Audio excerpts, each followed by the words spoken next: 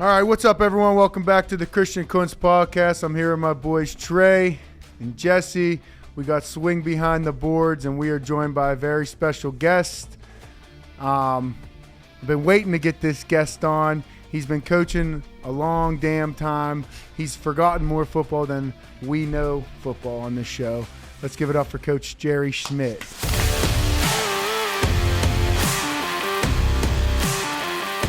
Coach Schmitt, how you feeling today?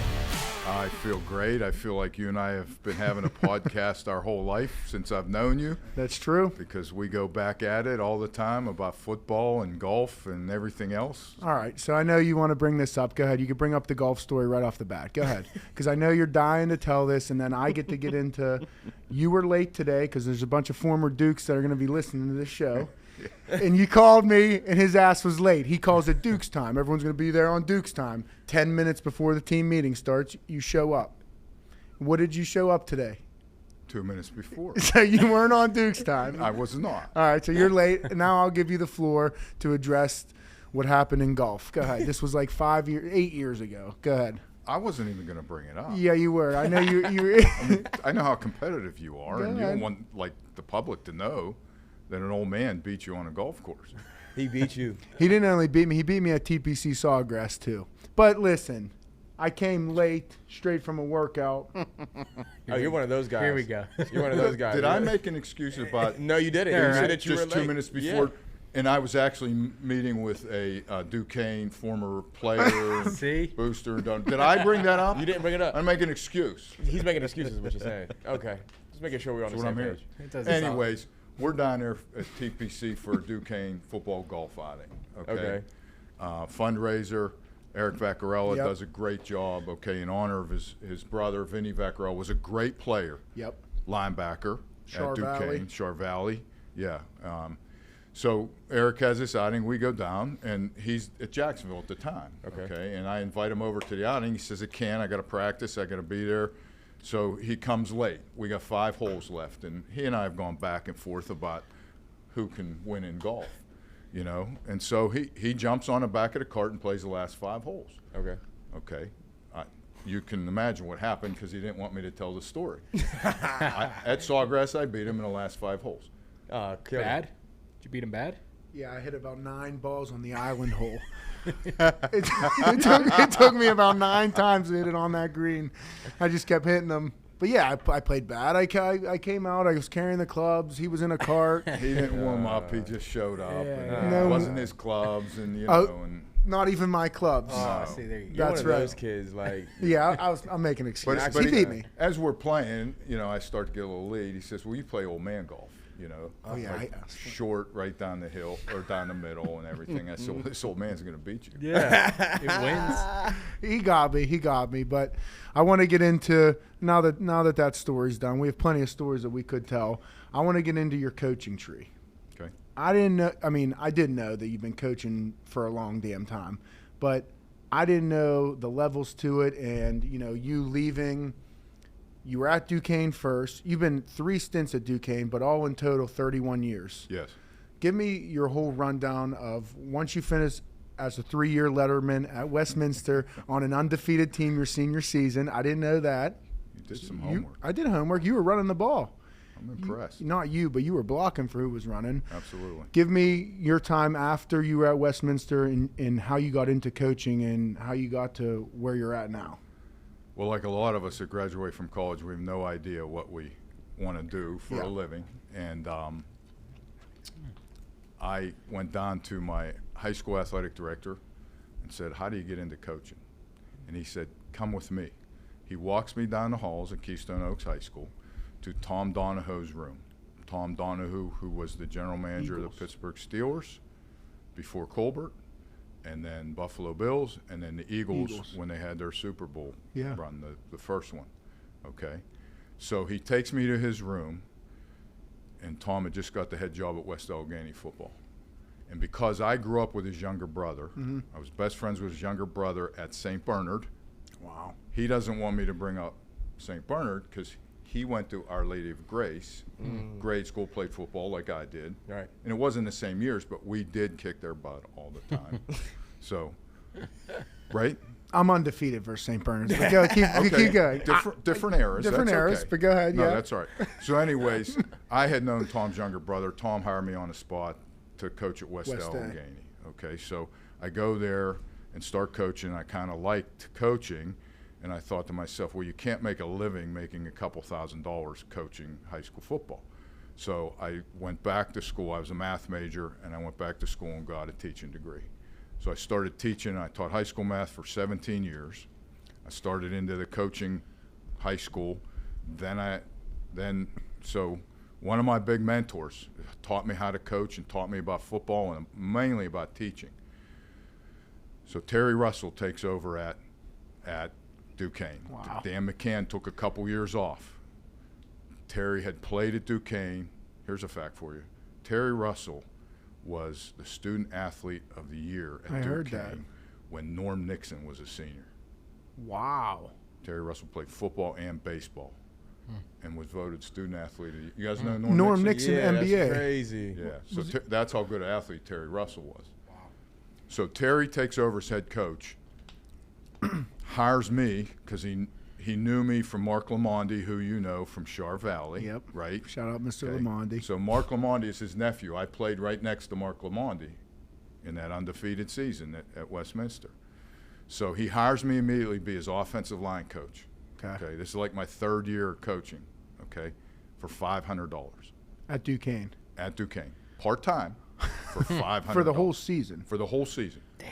Teaching school, running down to Duquesne, Wow. coaching football. That's crazy. That's what it was. We were Division III back then. Yeah. We were a smaller program.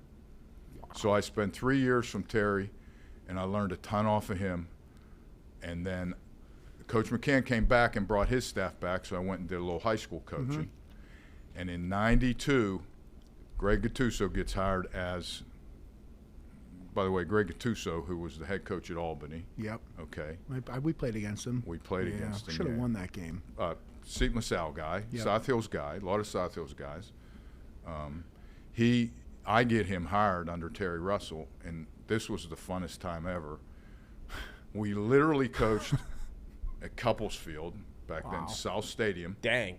Okay. Yeah. That's a different time period for sure then. So that's where we practiced and played. Really? We practiced after the city leagues practiced. Here's another for you. I wasn't ready for that. Okay. You're not ready for this. Duquesne players kept their equipment in their rooms. In their dorms. In their dorms. Because we didn't have a field, we didn't have a locker room, didn't have anything. This is 1985. Wow. So I get Gattuso hired, okay, as the D-line coach, and he and I had a blast for 2 years going against each other. Learning a lot of football, going against each other. So anyways, in '92, he gets the defensive coordinator job at Duquesne, and Dan McCann, who was a legend there for many, many years, okay, is going to retire the next year, and Gattuso is going to take over. So he brings me and Terry Russell to be his D-line coach and D-back coach, right? Wow. We're still over South Stadium at the time. Dan McCann retires. Greg gets the head job. He moves me, which he knew he was going to do, to offensive line and offensive coordinator. And I spent 8 years doing that for him. I think we won 5 championships. I saw the record you had as an offensive coordinator, 56-21. So you do know something about offense. Was that your record? Bit. Yeah. So you see, run the ball kind of guy? Yeah. Oh God, is he a run the ball? Run the ball. Yeah. Throw it every once in a while. He's from Dormont. He wants to run the ball on concrete. So he did his homework. Did you check the stats? Something like that. Something like that. The throwing stats back in that day? It wasn't high, was it? Listen, I was way ahead of my time. We used to go back then. That was tight end, right? 2 backs under center. Yeah. Right. No. We went 4 wide. Come on now. Yeah. Do you know why? Talk to me. Get more guys out of the box so we can run the ball. Yeah, smart. Back in that day, they put everybody out there to cover everybody, and we were running the ball. Yeah. Smart move. All right, so you went 8 years. We're going to finish with this tree. 8 years as the OC at Duquesne. Still teaching math. That's crazy. Then you leave Duquesne because essentially your first full-time job, you were saying, was as a head coach for Westminster back at your alma mater. I applied and got the head job at my alma mater, Westminster. How nervous were you first? I mean, you're a head coach. Yeah. I can't remember back then, but yeah, it was.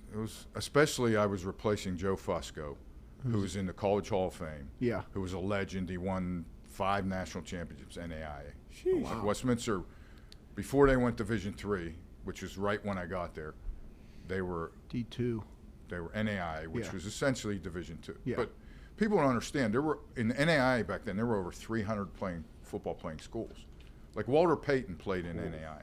That's crazy. You guys remember that name? Yeah. Yeah. That's Like, crazy. There were some talented guys come out of NAIA, Right. you know, and there wasn't a strong D2. IUP at the time wasn't what they IUP were in now. Slippery Rock. So Westminster was a key program back then outside of Pitt, and Penn State. Yeah. So I get that head job, and I'm there for 5 years. And Coach Gattuso then got hired as the D-line coach at Pitt. Wow. Under Dave Wanstead. Mm-hmm. Okay. I interview for the Duquesne job, and fortunately get that job, and I start in 2005. And you're entering now your 20th season. 20 years later, yes. 21st, I'm entering. 21st. Wow. So when did Duquesne go D1? He can answer that. So we were Division III up until 93, and we went 1AA non-scholarship. Okay. They made schools like us do that because Dayton's and St. John's and all those schools were D1 basketball, but were like D3 football. So they created this 1AA non-scholarship division. Right. And so we went there in 93, and in 2008, 3 years after I took over, they went to scholarship football. See, that's great history because I don't think a lot of people understand like the Division I and the Division I AA, and then also D2, D3, and then I'll be honest with you, I played football a long time, but the NAIA, I never really understood on what that was. I always knew just about the NCAA. You know what I'm saying? So like, if you don't mind, kind of just elaborating a little bit on the NAIA on what that is for the people who don't know, because I was still a little bit shocked. Yeah, there's a great history there. Like I said, when I played, and this was in the early 80s, there was over 300 schools playing football in NAIA. Wow. There was a Division I and a II, which was levels of scholarship. Right. And they both had national championships. Wow. And by the time I hit 2000, where I was getting the Westminster job, what had happened was I guess that organization started to fold or get lower and lower, and people were worried about playing enough teams. Right. So a lot of those traditional powerhouses then moved to NCAA Division II and Division III. Wow. In fact, back there was not, you'd have to look it up, 1AA as we know it, FCS football, like it wasn't around until like probably the early 80s. Wow. Really? Yeah. I So didn't there know was FBS, Division I wasn't called FBS. Right. Division II, NAIA, and Division III. Wow. So you've been through all of the evolution of college football, and now you're seeing it at a way different scale now with NIL and kids getting money and how it's affected Duquesne, how it's affecting Pitt, how it's affecting every level of football. Yeah. So you've seen it from the bottom all the way work up to now. Kids are getting, there's full GMs, general managers at Pitt, Ohio State. I mean, they're running a salary cap, Yeah. Correct. which is crazy. Yeah. Could you elaborate on NIL and what the impact is from somebody that's been in it for so long? Yeah, I'm not the guy that's experienced in it because, you know, basically at our level, we don't have an NIL right now that we're working off of. Okay. We use other resources to help package our players and give them scholarships. So I wouldn't be the expert in that. Just personally, like, is there anything that you've noticed? whether Trickle it's- down effect. Yeah, for there has sure. to be some sort of shift. What I've noticed is things are changing more than even annually. Yeah. It's like crazy. It's like monthly. Yeah, for the last 4 or 5 years. Yeah. Ever since COVID, it's been crazy. I mean, heck, we just got a new transfer portal. You guys know we're in a transfer portal window. Right now Yeah. is the transfer portal window. Yeah. I didn't know that. I thought the window. I don't. The Yeah. windows change every couple months. It feels like. Well, listen. So there were two the last Okay. couple of years, right? December Yes. and April. Yeah. Well, all the coaches, FBS and FCS, are trying to get it down to one. Okay. Don't want to hurt the kids or affect the kids, but we think it'd be better for everybody. Right. So that was at the convention, the big conversation among the coaches. Well, this whole NIL and the lawsuit and you know, everything that was going on in the 105. You guys heard about that? Yeah. Okay. When that finally hit, there was going to be a lot of guys that couldn't be on the team that wanted to be on the team, even if they were walk-ons. Right. Because there was more than 105 on a lot of teams. So that was the big problem. In fact, we had to sit down like everybody else in the country had to handle it in the spring and say, like, hey, if we have this 105 and it goes through, we might not be here. Wow. Like, we might not be able to keep you. Wow. And it's a shame because there's a lot of guys, especially at Duquesne, that want to be on a team, develop to be good players, come in with zero money or small packages. I'm looking over there, and I can tell that story. Yeah.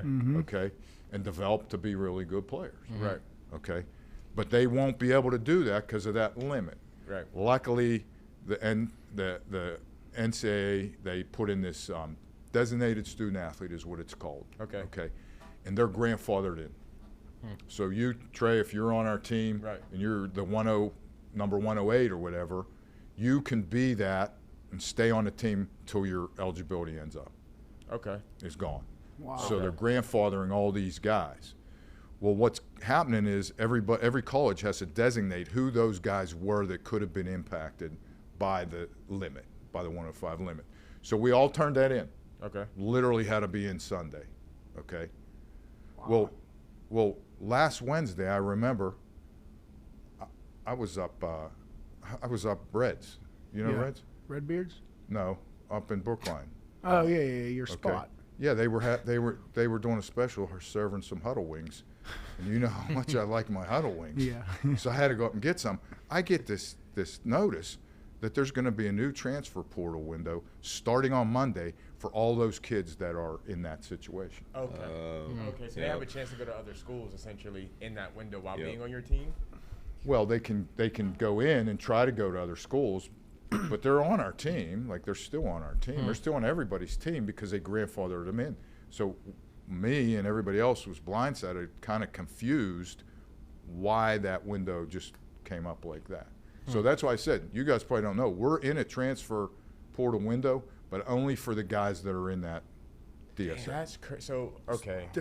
Yeah. That's a different situation. So say if a guy is a top dog and he wants to jump in the transfer portal, is there still two transfer portal windows? One for the guys who are on the team and want to transfer, and the guys who are not making the team and transfer? This window right now is only the guys that are like in that potential 105 and above. Jeez. That's a lot of thinking, Coach. That's a lot of thinking, Coach. And and you thought us football coaches were just PE majors. Yeah. Nothing against a PE major, believe me, trust me. It sounds like a finance major at this point, like, because you got to really be ready for the window, because you don't know who's going to stay and who's going to leave at that point, and what walk-on that you actually enjoy and want to try to like hold on to in comparison to the guys you're just like, if you go, you go. Well, they'll let us know. I mean, they'll say, Okay. hey, I want to go on a portal and everything. But nobody was expecting this. Right. I don't know how it'll turn out. We're only 2 days into it. Yeah.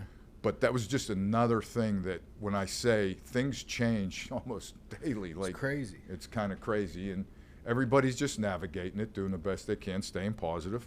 And the bottom line is, for us at Duquesne, the bottom line is, okay, how can we help our players? Like, that's the whole thing. Our individual players, how can we help each and every one of them be better on the field, in the classroom, and in the community? So if we hold to that philosophy, regardless of what's going on, the craziness, and be honest about it, then I think we can navigate the whole thing. That's why I've always had respect for you, Coach. I'll be honest with you. You're the most honest coach that I personally ever met in the business, and I've met a lot of different coaches. And the reason why I say that is, like, you don't sugarcoat nothing. No. Like, yo, if you could play for me, you could play for me. If you can't, that's fine too. We'll find somewhere better for you. So I want to commend you on that, man, because like it seems that your coaching standard hasn't changed, although NIL has changed the whole college football, right? Yeah. So that's something that I wanted to ask you is, like, if any, how has your coaching changed with this whole new NIL space and all these new transfer portals and different things like that? Yeah, that's a good question. I appreciate what you said, Trey, believe me. And even though I'm disappointed, we recruited the heck out of you, tried to get you down. We knew we didn't have a whole lot of chance at it, but we're going to try, you know. For sure. How has it changed? Well, with so much movement now in the transfer portal, there's so many guys coming and going. Yeah. You have to try to navigate your own guys, but then you have to look at all the guys in the portal. And that thing had probably over 5,000 just this spring. That's terrifying. All right. So there's tools that help us look at it and everything, but like you have to evaluate everyone, then you have to vet them, you know, and then you have to see their academics. So like there's a lot of conversation going on with coaches, and you know, for us, it's interesting because back before you guys played, maybe a little bit of him, we had transfers all the time. Yeah, we did. We had did. some dog transfers, some really good transfers. I remember. We had some really good ones, and they were coming down a level. Sorry, I'm interrupting. So they were allowed to play. Correct. Yeah, like Dorian, Juice. Yes. Yeah. Before portal, okay, if you transferred, you couldn't go parallel. You had to go down to be eligible. Right. So you couldn't go Ohio State to Pitt. Right. So a lot of guys in this fertile Western Pennsylvania football area, okay, a lot of guys that would go away and wanted to transfer, they want to come back home. Right. We benefited because if they went to Pitt, they'd have to sit a year. Yeah. So to play Division I football, they came to Duquesne. That's smart. That's smart. All the winning teams, okay, when he played and even before him when we started out in that, and even Tony Zimmerman was in our MAC, our old conference, when you said we won a bunch. He was a quarterback from Penn Trafford, went to Pitt, transferred to us, was a great player, you know? Yeah, so we benefited big time off of coming down a level as opposed to guys leaving and having to sit out. For sure. I'm going to say average 6 to 8 a year. We would bring in transfers, and then the freshmen, we had a combination to develop the freshmen and merge the transfers, and that's what we're doing right now. Right. Yeah. So I tell people, like, this portal really isn't different to us as far as, but the difference is back then we had all the connections with coaches, high school, even college, and like they would say, Christian Kuntz at Ohio State, you know, he's going to transfer and come home. You guys interested? Yes, absolutely. Yeah. We'd have it wrapped up because there was no portal, or social media. Yeah. Right. It was your sneaky guy. You had that guy. I don't know if I'd call it sneaky. We just would, you know, take a phone call or keep in touch with guys and everything. So he played with it. Dorian was, you know, a great player. Unbelievable. Yeah. Do you think it's trending in a good way, or is this like a future cancer for college football? What's your thoughts on where this is going? It's been tenuous. Obviously, everybody's, you know, concerned where it's going if it's getting out of control. I think the change they just made with the limit. I know a lot of guys aren't happy with the limit, but I think it's helping to get control of the monetary situation. Right. But still help the student athletes. That's the biggest part. That's the big part. That's but great. It's got to be under control. I like that, Coach, because right now I feel like, and I don't know what you feel, bro, with this NIL situation, these kids don't have a slap on the wrist. Like back in when I played, if you didn't go to class, you're going to go push a plate. That was fear. We ain't making no money. So that was the biggest fear that you had. Now these kids are making a lot of money. They're not going to class. I just made $22 million. I'm cool. I'm not going. So, like, for me, somebody had told me, they were like, well, you should fine these kids the same way they get fined in the NFL, right? You don't go to class. Boy, you just got however much money. That's a $5,000 fine. You know what I'm saying? So the space in itself, it scares me for the simplicity that although these kids are making a lot of money, so are these families. And you're giving young kids at the age of 17, 18 a lot of money. And these families know these kids are making this money. So the uncle that they ain't seen in about 10 years comes out of nowhere and is like, hey, you got $500,000 for me, little cuz. He's 18 years old. He don't know how to say no. You know what I'm saying? Yeah. And if he does, it's hard on him. It's like the rookies don't, you know, they have education for rookies in the Financial NFL. needs. Right. So it's all moving. There's a lot of, we're moving in that direction towards. I mean, is it free agency? I mean, It Essentially. seems like it. it seems that way. You don't want it to be. You still want it to be about education.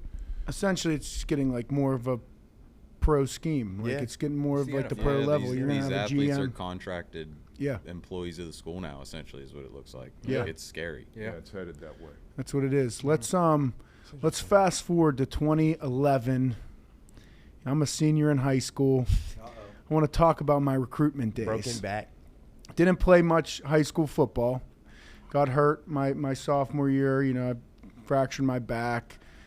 Didn't play much my junior year. Played like 6-7 games. Then senior year, ruptured my spleen. Didn't play football, so I'm playing basketball. Didn't really expect to get much of a football scholarship to begin with. But he showed up to a basketball game. We played Upper St. Clair at Char Valley. I'll never forget it. Upper St. Clair was a loaded team. They were good. But he claims he came to see me and recruit me. He did not come to see me. He came to see Wayne Capers, phenomenal athlete. Great athlete. We were trying to get Wayne at Duquesne early for football and basketball. He ended up going to Arizona. But Coach Schmitt claims he came to recruit me, but you were recruiting Wayne. Just, you can say it and be honest. You came to recruit Wayne, and you happened to have friends there. Shout out Doug Cromer. Shout out to Coach McConnell and Rob Lamonti. They butthurt, right? I am, because they had to hammer in his mind, give him a chance, let him come to Duquesne. And then in the summer, I get a call from Coach Doria. I'm weed whacking him on the public works team at Scott Township. I got a call. I'll never forget it. I'm up at the top pavilion. Doria said, "Hey, we got a spot for you in camp." They gave me a spot. They gave me a very, very tiny package that he was talking about, the tiniest on the team. Told me I was coming in as a safety because I played safety receiver. You were athletic like that? Come on. Is he athletic like that, Coach? He knows. I'm going to finish. I'm being patient. I show up, and I'm wearing number 50. And I honestly think wearing number 50, and Reed makes fun of me because he called me. I beat him in on that first day of check-in, and my good friend Aaron Reed, he'll be like, "What number am I?" And he wore 23 his whole high school career at Montours. Great player. Was a freshman All-American at Duquesne. Really good player. And he was laughing. I said, "You got number 56." And I started cracking up laughing because he thought he was getting number 23 as a freshman. And I started laughing. He goes, "Well, what number did you get?" I said, 50. And he said, you're a safety wearing number 50. So it was a big joke, but I got a jersey, ended up playing. But you can attest, you came to see Wayne, and you stumbled across me. Well, I was just going to compliment, in his very first game was at Old Dominion. Yeah. So we moved him to outside linebacker, which was the rightful position for him. Rightful. Right. Okay. And his very first game, all right, Old Dominion, 22,000 people or so. More. There's like 20,000 people. Is that what you said? It was like 20. I said 22,000, oh, yeah. somewhere in that it was range. Sold out. Sold out. They were loaded. New program. That's crazy. Taylor Heinicke, quarterback. He was the quarterback. He was in the NFL. Oh, no, he drops back the pass. Mr. Wonderful over here is coming off the edge. Jumps up, two hands, grabs the pass, runs in the end zone. Look at that. Look at you. So those Knicks are real. First game, but listen, I gotta add to this. So we were really good. The years that I was at Duquesne, I feel like we had some talent. And Dorian Bell, transfer from Ohio State, was the Gatorade Player of the Year in high school. Unbelievable player. Unbelievable. For Baldwin? Gateway. Just a raw talent. Like, he was incredible. He was the starter, and something happened where he wasn't playing the first game. And Reggie Island, shout out Reggie, he's going to be listening to this, Pittsburgh cop. I made this first tackle in the backfield. They ran a dive, and I kind of just shot down the line, was unblocked, made the tackle, and I'm on the ground. And Reggie came to help me up, and I'll never forget it. And he looked like, what the hell are you doing in the game? Like, who are you? He helped me up, pulled me up. He's like, all right, let's go. Like, this is it. But that was like, they didn't even know, like, half the guys on the team, I feel like, didn't even know my name. Because, like, we didn't know Dorian was playing until Mike Craig called me. I was leaving class on, like, a Thursday, and he's like, listen, Dorian's not playing this week. You're going to be starting at linebacker. And, like, half the guys didn't really even know who I was. I was a walk-on. Were you shitting yourself? Yeah, but I had nothing to lose. Like, I was playing, I had nothing to lose. And we were going to Old Dominion. No one expected us to win. They were ranked 4 in the country, FCS at the time. They had Heinicke. Blair Roberts was there as a receiver. They had another receiver that goes in the league. We were up 20-10 at halftime. And the look on his face at halftime, we were up 20-10. People were like, what the hell is going on? He came in at halftime, him and Coach Ofa, our defensive coordinator. I just remember they were sitting out in the locker room as we're all piling in, and they're looking at each other like, what the hell is it? We're winning this game. We were like, well, who was the corner out? Ben Gartland was starting for us. Ben Gartland was a young kid. Yeah. Had no business starting. Yeah. And he had an interception. He had an interception For a touchdown. God. Zach Richard had an interception. I mean, the second half, they wore on us a little bit in the second half. Yeah, they decided they're going to run the ball and just pound it down. Yeah. And they did. But they asked me after the game, have you ever seen a play like that with Christian? Literally. Right. I mean, he's 5 yards from the quarterback, jumps up, snares it with 2 hands, and runs in the end zone. That's awesome. And I said, yeah, he does it in practice all the time. I did do it in practice. That's just an explanation of what a good athlete he was. I will give that to him, and I do all the time. Okay, he's in our Hall of Fame. We put him in the Hall of Fame two years ago. 2 years Let's go. ago. Yeah. Absolutely, and he very deserved it. But I do have to dispute him. I was not at that game to watch Wayne Capers. Wayne Capers had all kind of FBS offers. Yeah, We knew who Wayne Capers was. I didn't need to see him play basketball. Right. I specifically was getting beat up by all my friends that live in Char Valley, and Tim McConnell, the basketball coach. You have to look at this kid. So I pull up film as a junior year. He's a safety trying to come off the hash. Like, oh, yeah, he came downhill and he hit some people. But, like, how do I project him to play safety in college, right? Right. At now a scholarship FCS program. Right. I'm like, okay, yeah, sure. So they said, you got to come and see him. He's a tough kid. He's a great kid. He's a gentleman. He's awesome. So I came and watched him like a couple times. I tell him it cost me a lot of money and popcorn to sit here at the basketball game. But I watched him play point guard, and I watched him defend point guards. And at that level, there's a lot of quick kids. And I could see how he moved, how he competed. And so, yes, we wanted to take him on our team. Point guard. Guys, yeah. You could pass? Defense. I Strictly kind of defense. back people. Well, Strictly defense. just ask TJ. He'll tell you. Yeah, I can't wait for that. He'll tell you all about his basketball skills. We will, and I want to hit on one more story, and then we'll get more into your stories. But I want you to tell the Sacred Heart story. We got 2 loaded offenses. We're competing for our conference championship. We've won it my sophomore year. This is our junior year. Junior year. Yep. We could get into the basketball story too. When I tore my ACL playing pickup hoops, and I came in and had to tell Coach Schmitt after he just gave me a full scholarship that I tore my ACL playing hoops. Yeah. He wasn't too happy with me. But anyway, junior year we're playing at Sacred Heart. 2 loaded offenses: Beekle, Chris King, Wayne, Tyler Doobie, and their quarterback they had there. It's 0-0 in the third quarter. I mean, it was 2 best teams in the conference. Yeah.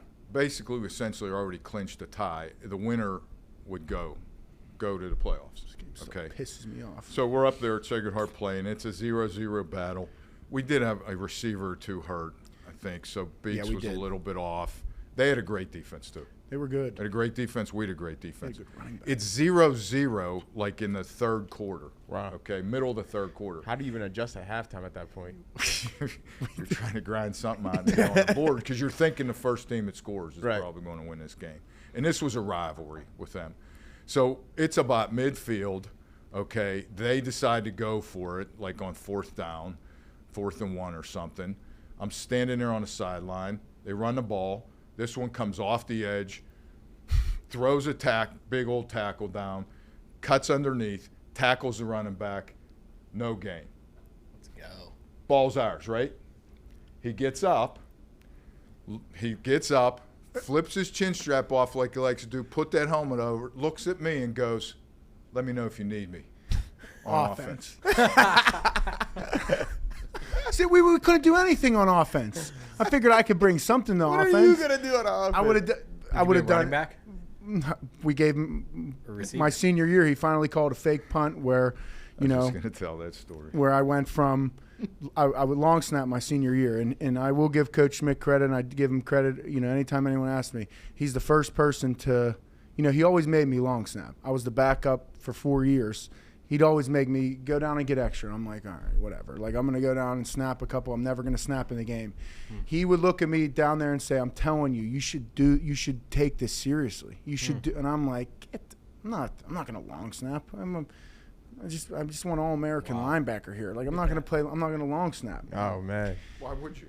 Yeah, and I will give him credit. He was the first one to tell me, you should long snap, take it more seriously. But he did give me a chance to run a fake punt where we put the personal protector at snap and put me at PP. We ran out to the line real quick so they wouldn't notice. Direct snap, 2-yard gain, first down. Let's go. 2-yard gain, first down. No juke At moves, home. just No, nothing. Straight down. I did. I think I fell like this onto the turf, rolled a couple times.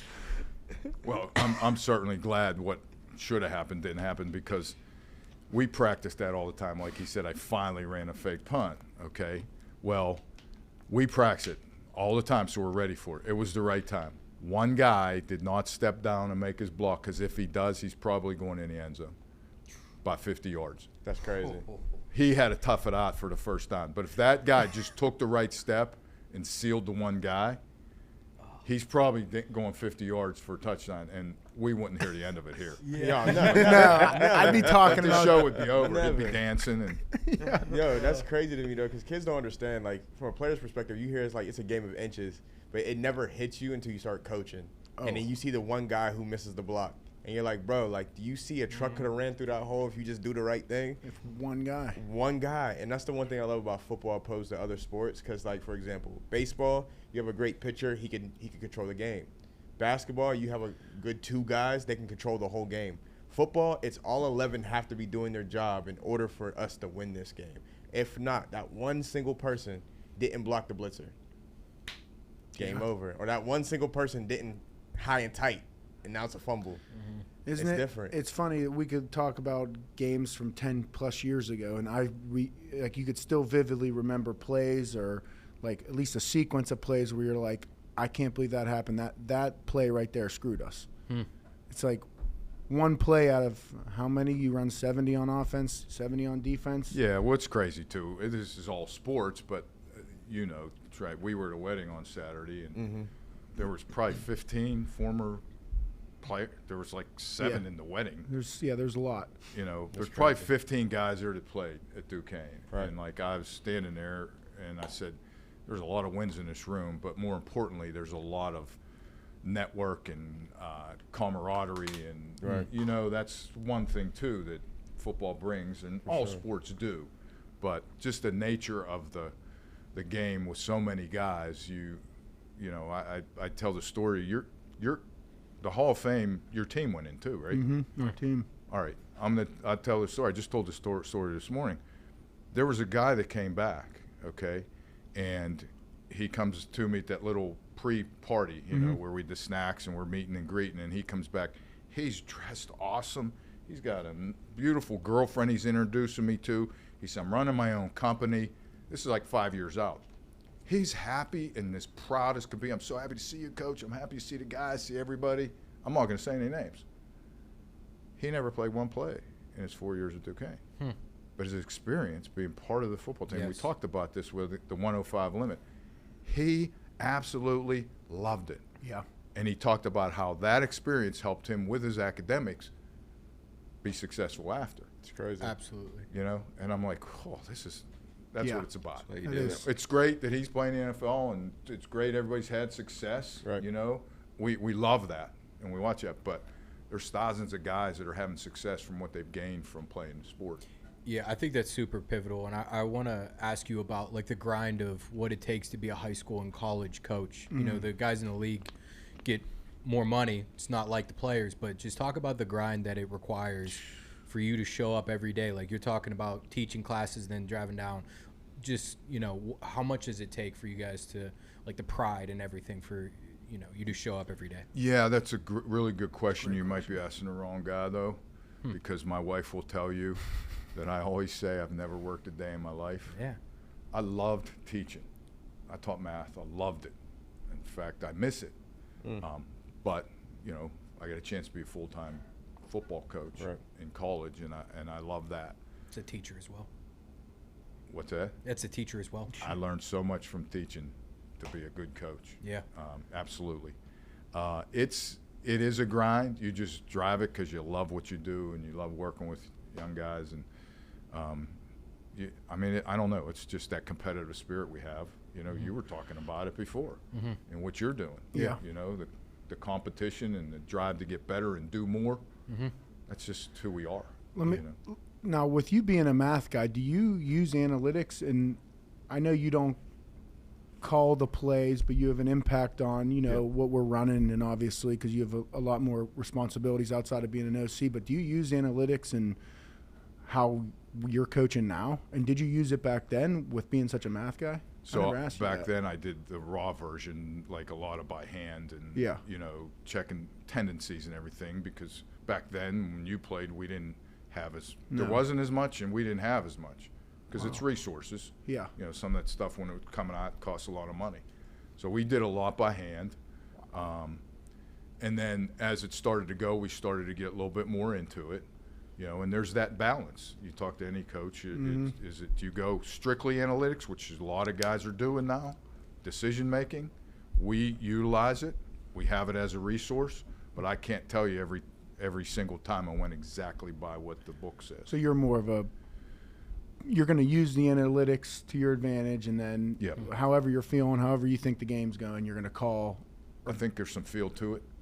There's some sense. There's some knowing your players. Yeah. You know, you got to know where they're at, how they feel. I do laugh all the time. I tell this story all the time. Like for years, you know, and I learned under a Hall of Fame coach at Westminster, Joe Fusco, awesome. But there were times I was head coach at Westminster and Duquesne where it's 4th and 1, like on our 45, and the linemen are screaming at me because they want to go for it, right? And like probably 3 times in all those times, we would punt the ball and their returner would fumble it and would get it, jump on it. Right. And I would just smile and go, that's what can happen, you know. Right. That's what can happen. Field position's important, but so is they have to catch the ball. And they have to field it. Sometimes it works that way, you know. Yeah. But the game's changed. There's no doubt. It's an offensive game. What have you? Yeah, it's an offensive game for sure. What have you found to be the most challenging part of being a head coach?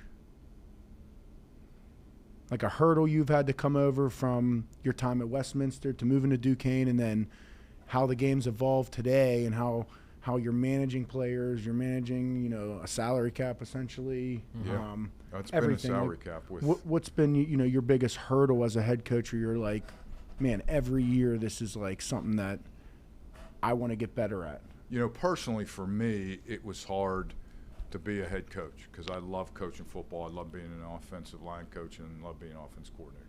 I can't do that as much. Yeah, you got to more – yeah.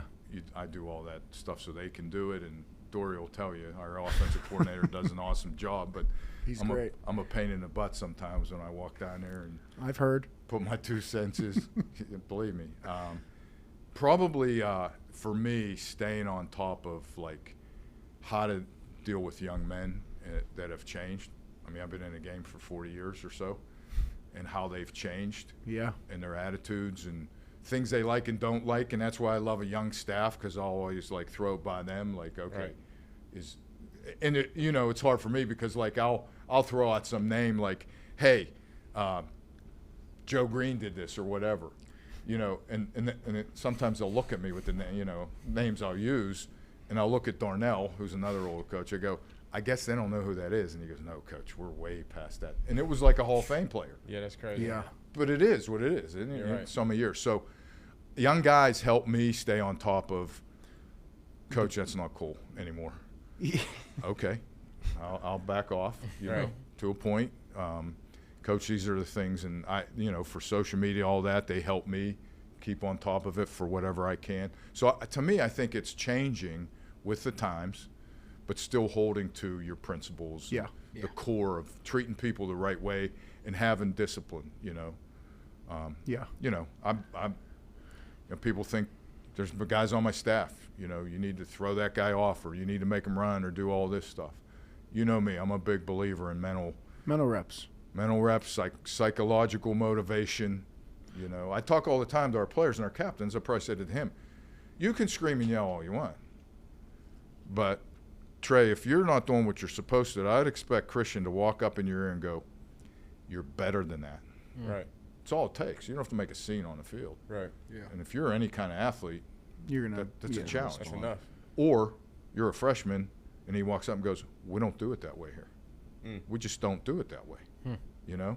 Yeah. So that's the first step to me into motivating young people. And yeah. Trying to stay on top of that probably is my biggest challenge. I like to letting the young coaches and the older players kind of set the precedent for how it should be done. That's how it should be done. Because I feel like players will respond better to hearing it from their peer as opposed to a coach. Yeah. I like that. I kind of felt like that's what allowed us to play. When we played at Pitt, man, it allowed us to be great during that last year. It was just due to the fact that we had a player in the locker room that we all stood behind. You know what I mean? Like, it's one thing for a coach to say something, but it's another thing for the player to also sound like the coach, right? So, like, if you have a player in the locker room who genuinely sounds like the head coach, they can make us understand better than typically the head coach is going to make us understand, just because there's an age gap. You know what I'm saying? So I love hearing that, just because, like, I take it, was Christian one of those guys? Or was he one of the guys that you had to, like, hit on the head a couple times? No, he was one of those guys. He's one of those guys, and I can see that, man. And that right there, it's really cool to see, because now I know that those nicks on that helmet actually do mean something, and they're not just him dropping his helmet a couple times. So it lets That's his actual helmet? That's my actual helmet. And what did you ask me? This is for all the former Duquesne players that are listening to this. First thing I told him, I said, you're going to love my set. I said, I got one thing on my table on my set. I love it. It's my Duquesne helmet, and it is banged up. It's banged up. It's banged up, and it's not banged up because I was hitting it against the concrete. Those were real hits. You know, I told you, Duquesne, we don't have the resources, so the first thing I asked him was, did you pay for that helmet? We just give those things out. He did. He said, did you pay for that? No, I didn't. It's $100 items, you know. I wanna. You might have to fact check me on this. Were you the first NEC team to beat an FBS team? Ohio U. I'm so bad with stats. I know you are. I don't think so. No, I think we were. I think we were. We weren't the first team to win a playoff. No, we weren't. Wagner did that. Yeah. First to win an FBS, and this year we get to open up with Pitt. FBS team. An FBS team. How cool is that for you being from Pittsburgh? It's cool for me. It's cool like for me, Duquesne too. gets to play Pitt at Heinz Field, Acrisure. No, I call it like you said. Say it again. Yeah, Heinz Field. How cool is this for you? How cool is this for our players, our guys from Pittsburgh that are on staff, our players from here? Like, this is like a dream come true for Duquesne football. It's a great opportunity for our young men. I've been saying it when we went to TCU and Florida State and Boston College and Hawaii and playing those games, West Virginia, Coastal Carolina. I mean, it's great opportunities for our guys to play in that kind of setting and against that kind of program and competition. So it's a great opportunity. The fact it's in our hometown, and it's even elevates that opportunity and the excitement about it. I know all the fans are excited. I'm excited. You know, when it's all said and done, I'm going to try to keep us focused on what we got to do. Yeah. You know, but you asked me, for me personally, you know, when I finally get 10 seconds to think about it, it's pretty cool for me because I didn't play in a WPIAL championship game that was played at Heinz. Me either. Or Three Rivers, Right. Three back Rivers. in my day. Right. Like, that was always the goal, right? Always. Yeah. If you got to the championship, and did Get you there. play in any? I didn't get a chance. You never did, I didn't. No. So, and I haven't coached there, so it will be, you know, I went to a ton of those games. Right. And sat down there, but and my son got to play for Central Catholic, you know, got to play there and win a championship. So it'll be cool for me to do that. Also cool for me is, you know, I grew up in Pittsburgh, and I was a Pitt fan from, you know, the time I knew what a football was, and Right. Tony Dorsett. Does anybody remember that? I do Yeah, know come Tony. on, Uncle come Tony. Come on. Bill Freilich and the whole crew, Yeah. and followed him all the way through, and Dave Wanstead as the coach. And, you know, I when I was a young coach, I loved, they had clinics, okay? They had weekend clinics. You'd go down there on Friday. You'd listen to some big-time coaches, Paul Hackett, who was coaching Joe Montana at the time. Oh, wow. Okay, like they brought these guys in, and then they'd have a little pizza party, and then the next day they had a clinic in the morning, and then they would have practice. You'd watch Right. spring ball practice. Like, I loved going down there to Pitt. In fact, one time, I don't know if this guy, Chuck Knoll, you guys, I know. Come on, Yeah, come on. Chuck. We know our history. I'm at the Pitt clinic in the old field house, and the next speaker they say is Chuck Knoll, and they said he really didn't go out and do clinics. This wasn't him. Wow. I'm going to tell you something. He spoke for 90 minutes straight on the positioning of your foot and knee to take on a block. 90 minutes straight, and I was on the edge of my seat. Like, they called him the professor. Yeah. He was highly intelligent, and he kept us engaged. And I probably instituted some of that into you, like how to take on a block, how to make a tackle with your foot and knee in the grind. Right. And he knew all the angles from what an orthopedic surgeon would, or doctor. Wow. So, like, that to me, so Pitt was big for me growing up, and still have great respect for Coach Narduzzi. You know, he lets us come over there and watch spring ball. go to the camps, and so I love seeing them all the time. So it'll be interesting. It'll be fun. We're excited. We're excited here about that. I'm excited about it. Trey's excited about it. Cal Automitis is excited about it. So we got that. Yeah, absolutely. Yeah, so we're pumped. It's going to be It's good stuff. Yeah. I just can't wait to talk crap to you specifically. I'll be on the sidelines, but I will not be too. I We will just not gonna be have on to the look at each other. We'll be at the Well, dip. like the show before the game, are you two going to put equipment on here and like? We might. Do it We out. can might run it. We might have You got to. your helmet. Listen, I got my helmet back at the court. I do. Bring it. Say no more. I need a contract ASAP. Well, Coach Schmitt did bring some gear for us, but exclusive to Trey. You missed the golf outing this year, which normally you try to win it, and Beekle usually beats you. Yeah, he does. But great supporters of our program in the golf outing. So this was the giveaway. So I wanted to give it to you. Oh, You're yeah. you're one of the modern guys who wear the hood, right? Yeah, I am a modern. Hey, Yeah, that's thank love. you. That's Thank love. you. And then the other guys, I want to thank them for having me on here and doing the show. So they got to be Dukes fans. But Trey, you're I already know. the enemy. So. Trey doesn't get one. It's Yeah. all right. I'll be the enemy for now. So we got a couple championship hats here. Go. Ooh. You know. Yeah, Trey don't get one. Leave that last one in the bag. Thank you very much. Thank you. Thanks, Thank you. Coach. Look at that. The new ones are coming in. Well, these are nice. Yeah, we love Let's it. go. It's okay. We pride on playing championship football, right? We play. What do you say? We play hard, smart, and fast. Physical, fast, and smart. Physical, fast, and smart. Come with Close. That's it. Come with it. Yeah, I I mean, do have I'm a question for you, Coach. I do have a real question for you. Go ahead. I think you've been there so long, man. I think that they deserve to give you your own stadium, in my opinion. And the only reason why I say that is because I've been to Duquesne. I love the program, love the culture, but the stadium is still at a D3 level, and I don't understand why. You know what I mean? Because you guys have the great boosters that you guys have. You have an amazing coaching staff, and you have players who are gritty. You know what I'm saying? So, like, this is me throwing my 2 cents into Duquesne. If you hear me loud, okay? Get my man a new stadium, man. Like, come on. appreciate that. No problem. I had to give you that because I do enjoy your coaching and what you do for those guys, and you can see it, man. They love playing for you. So get this man a stadium. You know what that stadium's called right now? Let's go. Rooney Field. So he might not be getting a stadium. That's tough. Yeah. That's Well, tough. there's ways around those sponsorships and stuff. Yeah, there's ways around, but Coach Schmitt definitely, he's been there for 20 as the head coach, 11 as an assistant. You've been there for a minute. I didn't, I did my homework. I didn't know that. We've had multiple conversations, but that's a crazy run. It is. It's a crazy run. Hopefully And I still go like a bunch more years too. bunch more, and I still like to say that your best years were 2012 to 2016. That 4 years I was there, 5 years I was there. That was by far your best years. And I'm going to make sure that this cover photo, after we won the first NEC title, I had cigars in my locker, made sure to run and get them. And me and Coach Schmitt I took my shirt off. I'll make sure to get the picture over. We'll put it as a cover photo. Me and him with a cigar. Oh, that's tight. Yeah, there we go. Celebrating. I had it. one. Yeah, no, you had your shirt on.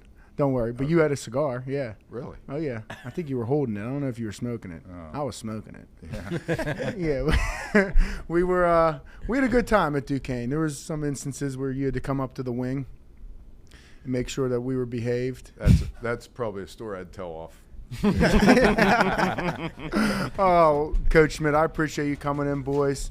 Thank you. This wraps up season 2, episode 5. I don't even know where we're at. We're rolling now. Yeah. We're rolling. We're rolling.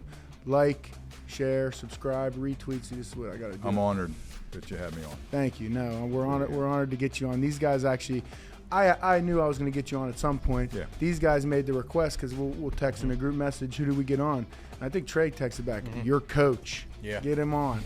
It's that simple. I got you, Coach. Trust me. Sometimes you got to set him straight. Something. Sometimes. You know what I mean? Like, share, subscribe, retweet, repost. So I do my dance. It's just like after when I get a sack.